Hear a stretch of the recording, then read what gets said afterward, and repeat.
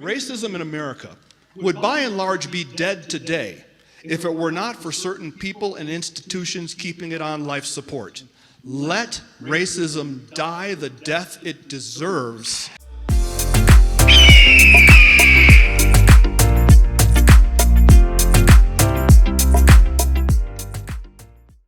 I'd like to begin my comments tonight by reading a quote, which in essence is the genesis of all of this Black Lives Matter, social justice, CRT conversations we're having in our country today. Quote, "I am not going to stand up to show pride in a flag for a country that oppresses black people and people of color," close quote. Colin Kaepernick, August 2016. I am the direct descendant of the North American slave trade. Both my parents are black, all 4 of my grandparents are black, all 8 of my great-great-grandparents, all 16 of my great-greats. On my mother's side, my ancestors were enslaved in Alabama. On my father's side, we were enslaved in Texas. I am not oppressed.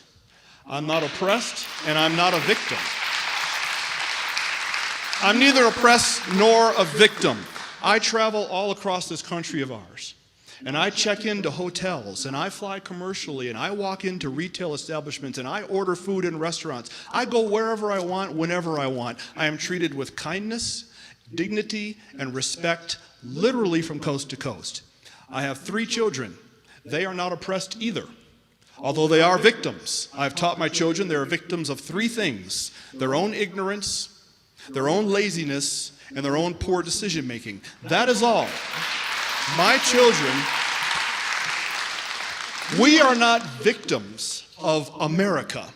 We are not victims of some unseen 190-year-old force that kind of floats around in the ether.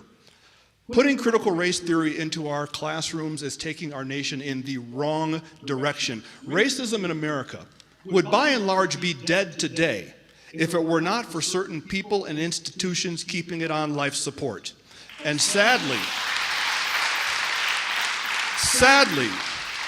very sadly, one of those institutions is the American education system.